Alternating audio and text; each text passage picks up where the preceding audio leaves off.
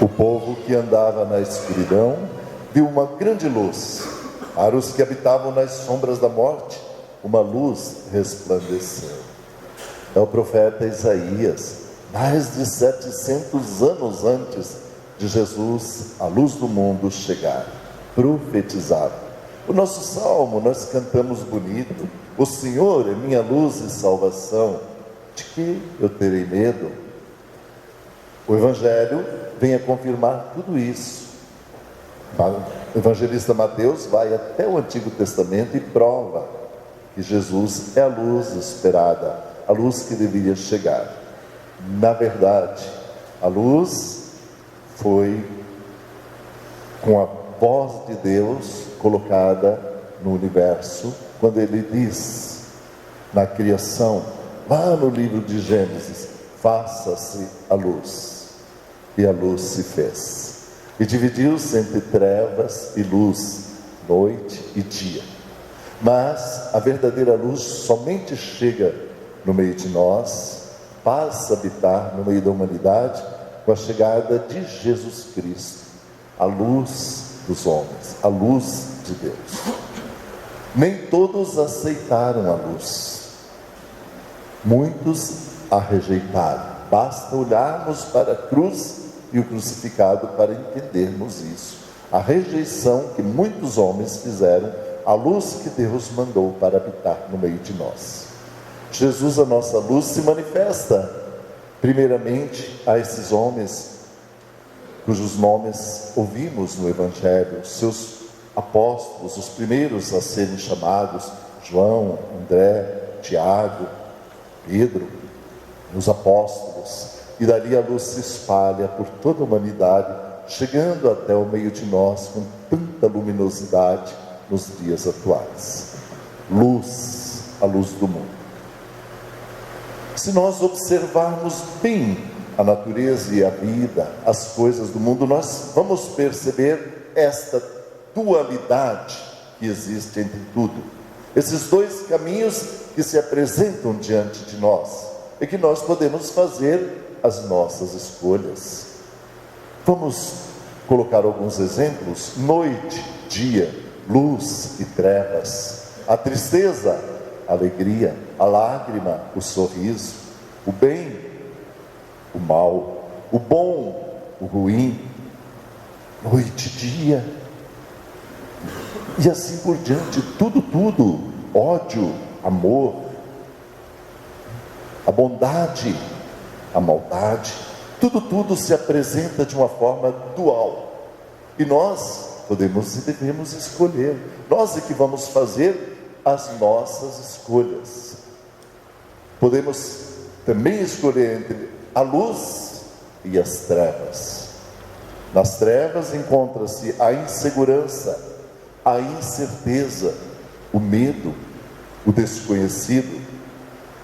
Na luz se encontra a transparência, a claridade, a escolha fácil, porque nós enxergamos, nós definimos. Vejam, tudo é assim. Para exemplificar melhor ainda a nossa liberdade de escolha, vamos contar uma pequena história, que parece ser uma história de crianças, mas na verdade é uma história especialmente elaborada para pessoas grandes, para que nós entendamos melhor essa questão da escolha entre as trevas e a luz. Nós, dentro de cada um de nós, temos um anjo. Mora um anjo dentro de cada um de nós. E também dentro de cada um de nós habitam sementes que nós não conhecemos. Guardemos bem isso. Nós não nos conhecemos totalmente. Dentro de nós mora um anjo, mas também moram sementes que, num determinado momento, sob uma grande tensão, sob uma grande emoção, elas podem aflorar, criar raízes e florescer. E nós nem sabíamos que existiam dentro de nós.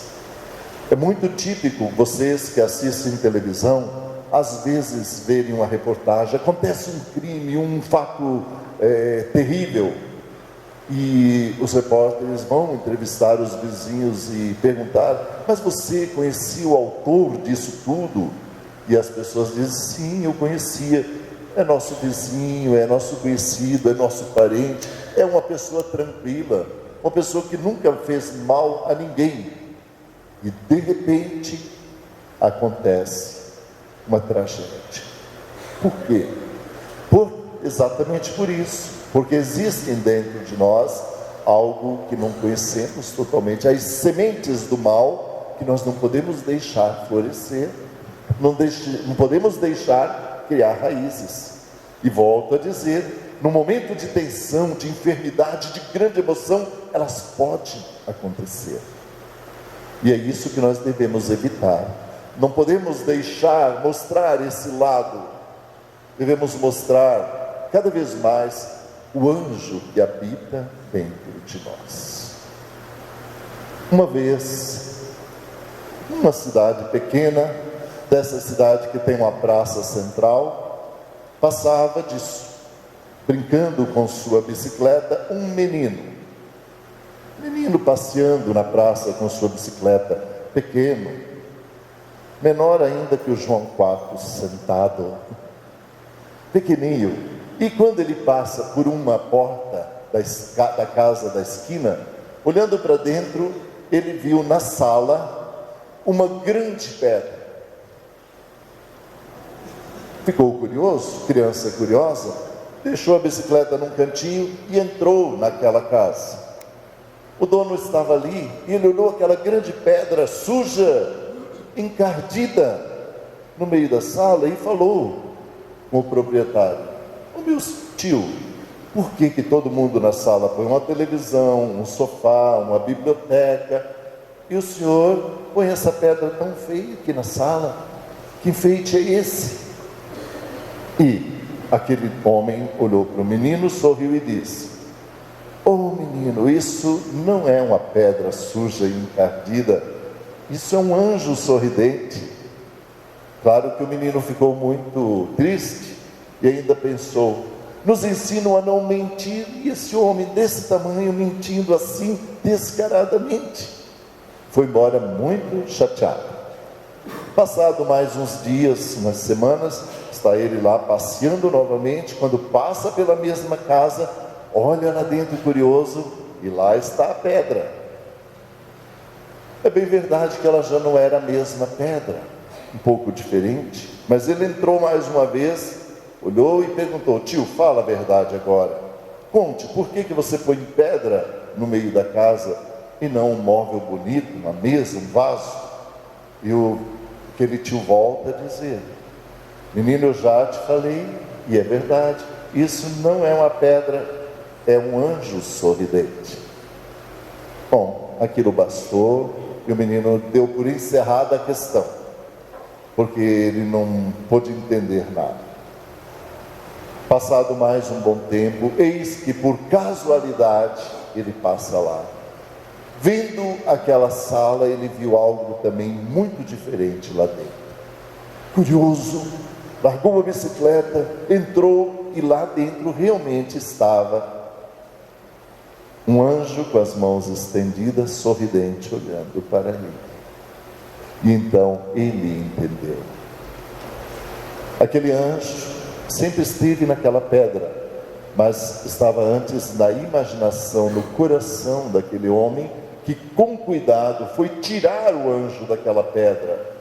Para poder aparecer o anjo sorridente de mão estendida, foi preciso um grande trabalho, um trabalho de paciência, lento, feito com carinho, com cuidado, porque para tirar de uma pedra um anjo sorridente ou qualquer imagem, nós precisamos de muito cuidado. Qualquer batida mais forte com o martelo pode estragar todo o trabalho. É necessário zelo, cuidado, muita paciência, que era o que existia naquele escultor que tirou daquela pedra feia a linda imagem do anjo sorridente. dentro de nós habita um anjo. Voltamos a dizer. É preciso, se nós quisermos apresentar o anjo que mora dentro de nós, também fazer um trabalho nosso, de cada um, interior, um trabalho lento, com paciência, com muita paciência, esculpir todos os dias um pouquinho, com nossos gestos, com nossas palavras, com nosso jeito de ser, às vezes calando, refreando, buscando o exemplo do grande escultor, Jesus Cristo, buscando nas palavras dele o modo mais certo de esculpir e mostrar o anjo que mora dentro de cada um de nós. Muitas e muitas pessoas acabam não fazendo esse trabalho e mostram um outro lado. Porque na verdade nós também somos assim como que pedras brutas, às vezes encardidos, e que precisamos fazer esse trabalho paciente de esculpir o que existe de mais belo e melhor para nós apresentarmos e mostrarmos em nossa vida. Recordo que dias atrás eu li um livro e nos contava a história de um homem que em 1969, com mais algumas companheiras, entrou numa casa e assassinou todos os que estavam lá. A mulher chamava-se Sharon Tate, ela era uma grande atriz, um nome conhecido, e estava grávida de 8 meses.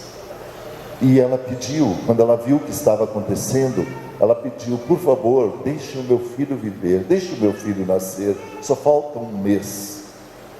E quando ela falou isso, a primeira facada foi no ventre dela, matando ela e a criança. Esse homem chama-se Charles Manson, que liderou toda essa chacina. Ele é vivo até hoje, está preso, ele não pode ser solto, que ele cometerá novos crimes, é um psicopata perigoso. E algumas fotos dele estão estampadas ali, estão na internet. Quando você olha para aquela imagem, você vê o lado tenebroso. O que ele mostra no olhar é uma figura que foge muito longe de ser um anjo. Ele esculpiu uma imagem muito diferente, uma imagem terrível no seu rosto e no seu olhar para mostrar. Nós somos chamados a ser luz no mundo. Jesus Cristo é a nossa luz. Quando nós seguimos Ele, nós nos iluminamos. Nós passamos a iluminar os caminhos por onde nós andarmos. Tem pessoas que são iluminadas. Nós conhecemos pessoas célebres e pessoas desconhecidas na nossa comunidade, na nossa cidade, ou mesmo na televisão. Nós vemos pessoas que parecem ter luz própria. Eu sempre digo que eu, pessoalmente, acho que Roberto Carlos, o cantor, é um ser de muita luz, com suas canções, com suas melodias, com seu jeito de ser. Ele ilumina a sua calma, tudo ao redor. Por mais dificuldades que ele tenha, por problemas como todo mundo tem, mas ele transmite uma luz muito grande. Padre Fábio de Mello, com suas canções, com seu trabalho na televisão, seus ensinamentos, transmite tanta coisa bonita. É uma luz no meio de nós.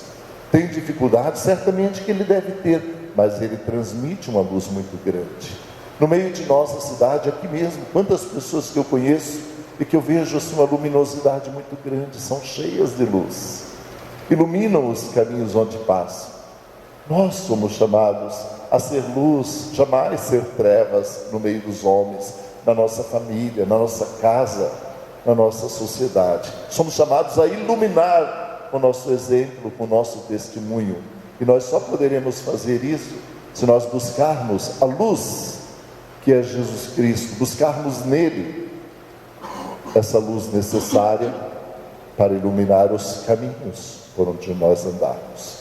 É com ele e no exemplo dele que nós vamos poder esculpir pacientemente, dia a dia, o anjo que habita dentro de cada um de nós.